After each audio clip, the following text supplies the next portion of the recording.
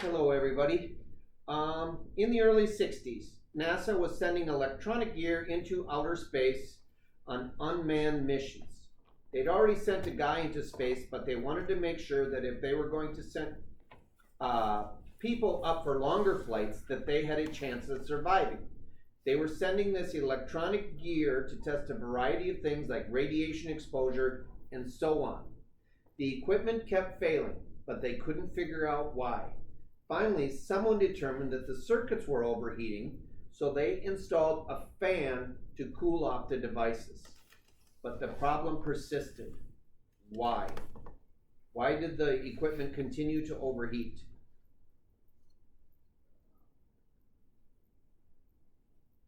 A fan would blow air over the equipment, and that's how fans work. Well, on those early unmanned flights, they didn't pressurize the cabins. And there's no air in outer space, and if there's no air to blow around, a fan doesn't do squat. So the fans just turned, but they didn't move any air. We just got through watching the governor's update on the pause, and that's going to start this Friday, December 18th at 11, the pause ends at 11:59. The new order starts on 12 o'clock on December 19th. And there are some changes, but in terms of Ridgepoint and how it's going to affect our policy, I don't see things changing much here.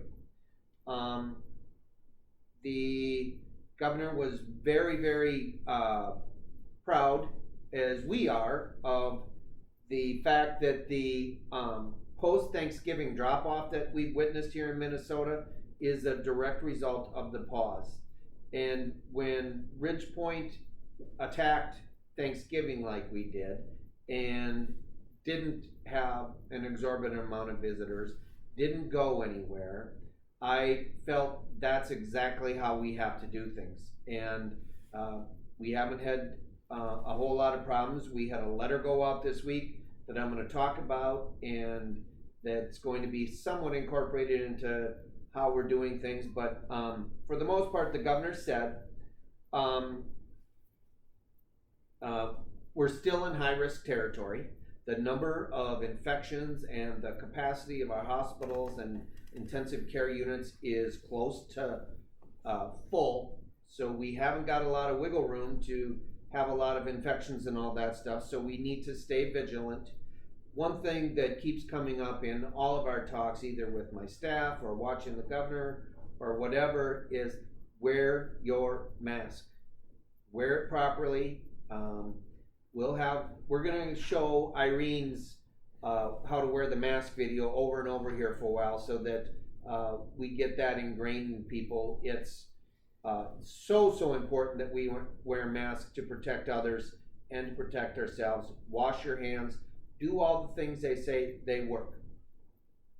Okay. The governor is saying that for meeting with family members, it's indoors. It's one other household. So in our case, it's you in your apartment, or you and your spouse, whatever, in your apartment, and one other family from one other household. And the state mandate or suggestion is 10. Well, obviously we can't have 10 here. We're sticking with 2. And the reason we're sticking with 2 is that's how many can get on the elevator. As we were speaking, we discussed a little bit about the governor's requests and how they fit in with Ridgepoint. It was brought to our attention that now until January 4th. January 4th is when the schools are going to start up. January 11th is when the bars are going to start up. Our gyms are going to start up, and they're going to try open things up. That's going to obviously raise the infection rate. Right now, as effect of the pause and the way Minnesotans took care of themselves since November 18th, don't quote me on that date. When was the pause? Do we know? About that. November 18th. If you're going to visit family, now might be the time to do it before January 4th. It's been all distance learning. If right now is about the cleanest our people are going to be in terms of COVID, simply because the pause has been on, people haven't been out to restaurants, they haven't been to gyms, school's been closed, activities have been closed. Get your fix, so to speak, in before January 4th. We're going to allow, like I said, visitors, 2 people coming to see you. Certainly have them come. In a perfect world, you would go there. You would go to someone's house. Hopefully most of you have relations in town, sons, daughters, whatever, sisters, brothers, what have you. Go there. Keep your visits short. The things that cause the infections to get passed on are not wearing masks, long visits. When you get together with folks, if you have a glass of wine or something, you get in a good mood, you realize how much you miss people, you start hugging, you start laughing, all that stuff. You don't want to leave, you want it to continue, and that's where the trouble starts. So when you're going to get together with people, plan out your visit beforehand and tell yourselves, okay, it's going to last 20 minutes. I say 20 minutes because that's the social distancing time frame. If you're in a large room or you're more than 6 feet apart, I'm not here to tell you, 20 minutes and that's it. Nope. You're adults, you can work on that stuff. I know that it's important that the room be ventilated. And we talk too, okay, so you're gonna have somebody come to your apartment. It's nice, it's helpful to have the window open. If it's hard for you to open the window, either call the front desk, we'll get someone up to open that window, or maybe have your guest open the window. While they're there, your air is circulating in the apartment, and that's safer. Before they leave, have them close the window. Keep your bathroom doors open, your bathroom doors. The reason you want to keep that bathroom door open is that fan in the ceiling will draw air out of your apartment. It'll draw air from the hallway, through the apartment, and up the fan. That increases circulation. The radiant heat in your apartment. Not only will that dry the air and any droplets or anything, they're going to dissipate or dry up quickly, but that increases airflow through the apartment. So your apartments are geared to be safe, but they'll help your chances. And the more things that we can do to help our chances, either from getting ourselves sick or getting our friends, neighbors, loved ones sick, the more things we can do to help that along, then we should embrace all that stuff and do it as much as we can.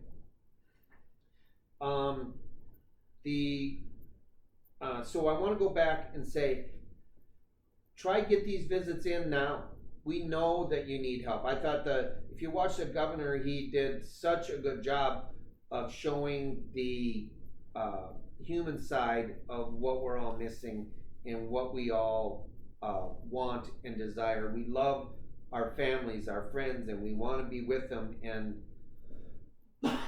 it's so counterintuitive, and we're to not be with them, and the holidays were conditioned to do all that stuff. Now is not the time. We've gone this far. The vaccine is on the horizon. Well, it's not even on the horizon, it's here. It's a matter of when we can get it. And we just keep fighting for a little bit longer, and hopefully we'll get through all this.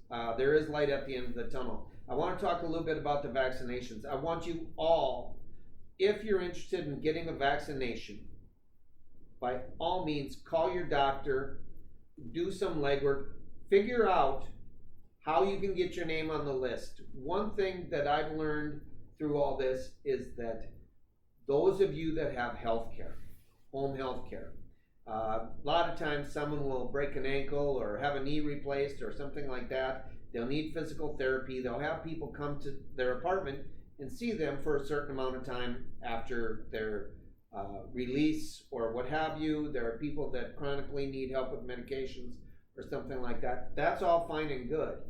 But what happens is when those people come into your apartment, and there again, I hate to keep repeating what the governor said, but the governor said exactly this. He goes, it's when the healthcare worker goes into the gas station, someone doesn't have a mask on, the healthcare worker gets the virus, they go back, go to their work, go to someone's house, i.e. 12600, 12800 Marion Lane West, they go into an apartment, they're infected, despite wearing masks, they're in a confined space. Oftentimes, the resident doesn't have a mask on. Something to think about. Wear those masks in the apartment at all times. Even when your visitors are there, wear your masks. That was a point of emphasis with this talk today from the governor, and that is indoors with family, wear masks and limit the amount of time you're there. Okay, so back to this healthcare worker comes in and infects the resident. That is in fact what happened this last time. You got the letter under your door Tuesday, and it hurts sending out those letters. It's amazing how I wouldn't call it routine, but it's not a big surprise. It's not a panic. And that worries me a little bit. I want us to be panicked. I don't want us to lose our enthusiasm to fight this crappy thing. And I don't want you folks to lose that either. And you've sacrificed a lot, and we're all asking you to sacrifice more. We've all sacrificed. We've all sacrificed, and it's important that we continue to do that so that we can, like I say, beat it. I am looking for a fantastic summer. And once that summer starts, and once that time comes where we can be a social model again, we're not going to be just a social model. We are going to be a social animal. And we are going to be a social monster. We are going to have some fun. We are going to do whatever it takes to make up for all this lost time. I'm looking forward to the summer. Let's get through winter, and let's have spring be our runway, and so that we take off, and in the summer we're flying high. That's really all I have. I did want to say thank you from the bottom of my heart for the generous holiday gift from the Staff Appreciation Party. We're trying to get thank yous from all the staff shown on 991 here. Excuse me, I just have a tickle in my throat. It sucked that we didn't get together, that Paula's letter was cute.